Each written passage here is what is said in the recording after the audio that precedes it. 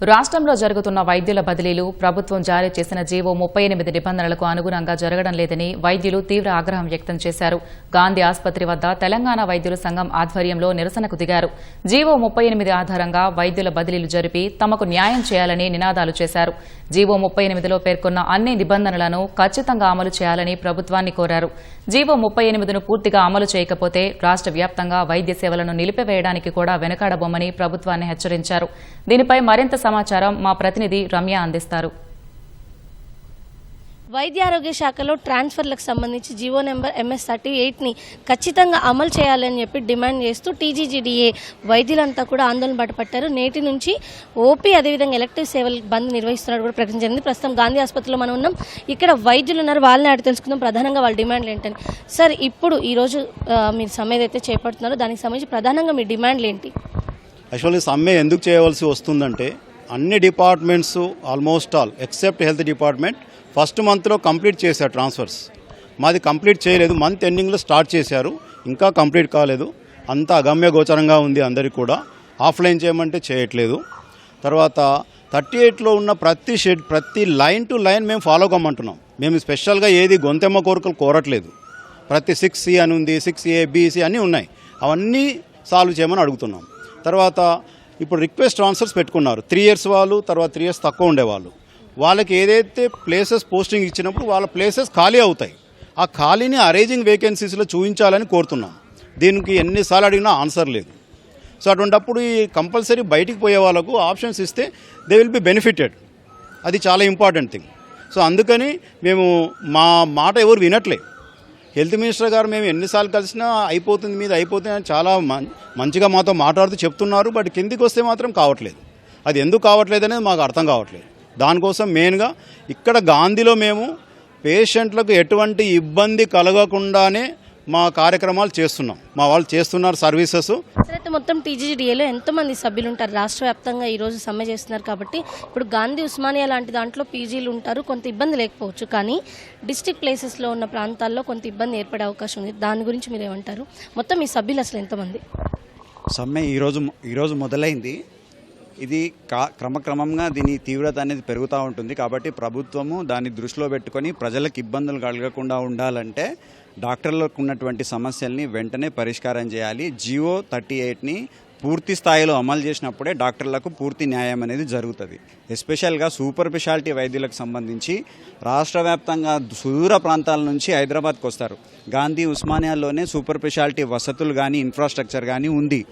ఇక్కడున్నటువంటి వైద్యుల్ని తీసుకుపోయి వసతులు లేని దగ్గర వాళ్ళని ట్రాన్స్ఫర్ చేయడం వల్ల ఎవరు ఇబ్బంది పడతారు? ప్రజలే ఇబ్బంది పడతారు. సో దాన్ని దృష్టిలో ఉంచుకొని జీవో 38తో పాటు సూపర్ స్పెషాలిటీ వైద్యులని ఎవరైతే ఇక్కడికి వచ్చే వాళ్ళు ఉంటే వాళ్ళని తీసుకోవాలి, కానీ ఇక్కడున్న వాళ్ళని బయటకు పంపించడం వల్ల అల్టిమేట్గా ప్రజలు ఇబ్బంది పడతారు. దాన్ని దృష్టిలో పెట్టుకోవాలని మేము ఈ డిమాండ్ని ప్రభుత్వం ముందు ఉంచుతున్నాం. అయితే కానీ ఎప్పుడైనా సరే ఎనీ గవర్నమెంట్ సిస్టంలో ట్రాన్స్ఫర్లు అనేవి సహజంగా నడుస్తూనే ఉంటాయి.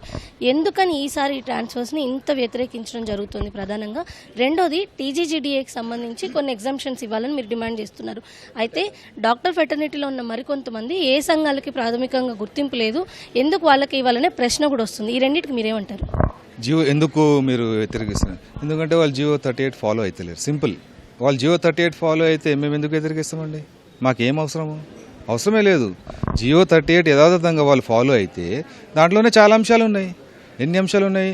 స్పౌస్కి ఇస్తలేరు, జీరో స్పౌస్ ఉంది ఇస్తలేరు, రిక్వెస్ట్ ట్రాన్స్ఫర్స్ ఉన్నాయి ఇస్తలేరు, ఆఫీస్ బేరర్స్కి ఎగ్జామ్షన్ అన్నారు అది ఇస్తలేరు. మరి ఇంకెందుకండి జీవో? అది హెల్త్ కండిషన్ ఎవరికి అన్ని క్లియర్ కట్గా గవర్నమెంట్ ఒక జియో ఇచ్చింది, దాన్ని ఒక్కటి కూడా ఫాలో అయితే లేరు వీళ్ళు.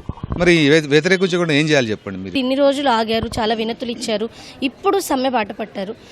ఒకవేళ దీని ద్వారా ఎలాంటి ప్రతిఫలం వస్తుందని మీరు అనుకుంటున్నారు? అండ్ ప్రభుత్వం స్పందించకపోతే మీ ఫ్యూచర్ కార్యాచరణ ఎలా ఉండబోతుంది? మేడం, ఇప్పుడు మా ఏదైతే జీవో 38 అమలు చేయనందుకే మేము రిపీటెడ్గా ఎన్నోసార్లు మినిస్టర్ గారిని కలిసినాము, తర్వాత హెల్త్ సెక్రటరీ గారిని కలిసినాము, అందరినీ అంటే అన్ని ఉన్నతాధికారులు అందరినీ కూడా కలవడం జరిగింది. కానీ వాళ్ళు చేస్తామని ఈ రోజు వరకు కూడా లిస్టు ఒక 40% ట్రాన్స్ఫర్ చేయాలనే జీవోలో ఉన్నది.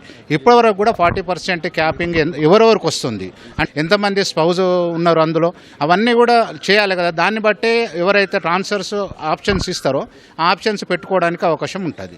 అదే రకంగా ఇప్పుడు మేము ఇన్నిసార్లు చేసి అలసిపోయే నేను ఈవినింగ్ 7 వరకు కూడా మేము అందరం హెల్త్ సెక్రటరీని కానీ కలిస్తే తను కలవదు, తను రెస్పాన్స్ ఇవ్వదు.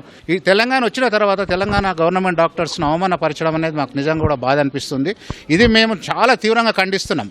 నిజంగా కూడా అంటే ఇక్కడ కేవలము ఏదో డాక్టర్స్ ఎగ్జామ్షన్ కోసమని వాళ్ళు కొంతమంది ప్రచారం చేస్తారు. అది లీస్ట్ ఇంపార్టెంట్ మాకు. ఈడ కాదు ఏడైనా పనిచేస్తాము. మేము అంతా రూరల్లో 13 ఏళ్ళు 15 ఏళ్ళు పనిచేసిన వాళ్ళే ఉన్నారు ఇక్కడ.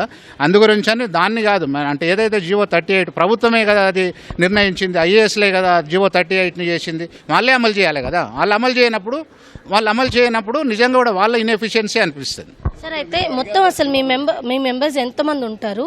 ఈ టీజీజీడీఏకి సంబంధించి మెంబర్స్ ఎంతమంది ఉన్నారు? అండ్ మోర్ ఓవర్ గవర్నమెంట్ చెప్తోంది ఈ సమ్మె వల్ల పెద్దగా ఇంపాక్ట్ లేదు, మేము ఆల్రెడీ ఆల్టర్నేటివ్స్ చేసుకుని, అంటే మీ వాళ్ళు కూడా పీజీలు వర్క్ చేస్తున్నారు కాబట్టి ఇబ్బంది లేదన్న విషయాన్ని చెప్తున్నారు. సో ఇప్పుడు మీ ఫ్యూచర్ కార్యాచరణ ఎలా ఉండబోతుంది అని మొత్తం అసలు ఎంతమంది ఈరోజు సమ్మెలో భాగమవుతున్నారు? ఈ గవర్నమెంట్ డాక్టర్స్ మొత్తం 3 విభాగాలండి. ఒకటి డిఎంఈ, ఒకటి డిహెచ్, ఒకటి వివిపి వైద్యదాన పరిషత్. దీంట్లో మొత్తం 3 విభాగాల్లో కలిపితే 11,000 డాక్టర్లు ఉన్నారు. ఇది ఓన్లీ డాక్టర్ల సంఖ్యనే మాత్రం. పీజీలు, హౌస్ సర్జన్లు కలిపితే ఇంకా డబుల్ అవుతారు. ఓకే, అయితే మేము సమ్మె ఇప్పుడు ప్రస్తుతానికి స్టార్ట్ చేసినాము. ఇంకా తర్వాత మా చేతిలో నుంచి దాటిపోయి ఎక్కడ పోతాం మాకు కూడా తెలియదు. సో మేము రిక్వెస్ట్ చేసేది ఒకటే, మా డిమాండ్లని వెంటనే 100% కొనసాగిస్తాం, దాంట్లో ఎటువంటి డౌట్ లేదు. ఇది అయితే ప్రభుత్వ వైద్యుల సంఘానికి సంబంధించినటువంటి సభ్యులంతా కూడా అంటే మొత్తం ప్రభుత్వ విభాగంలో 11,000 మందికి పైగా వైద్యులు పనిచేస్తున్నారు. అయితే ఈ సమ్మెకు సంబంధించి టీజీజీడీఏ సభ్యులంతా కూడా సమ్మెలో భాగం అవుతున్నారు. కాబట్టి ఈ సమ్మెని ఇలాగే అంటే ప్రభుత్వం వాళ్ళ డిమాండ్లను అంగీకరించేంత వరకు కూడా ఈ సమ్మెని ఇలాగే కొనసాగిస్తామని చెప్పి స్పష్టంగా తెలియజేస్తున్నారు ఇక్కడున్న వైద్యులంతా కూడా. కెమెరా పర్సన్ నవీన్తో రమ్య, ఈటీవీ న్యూస్, హైదరాబాద్.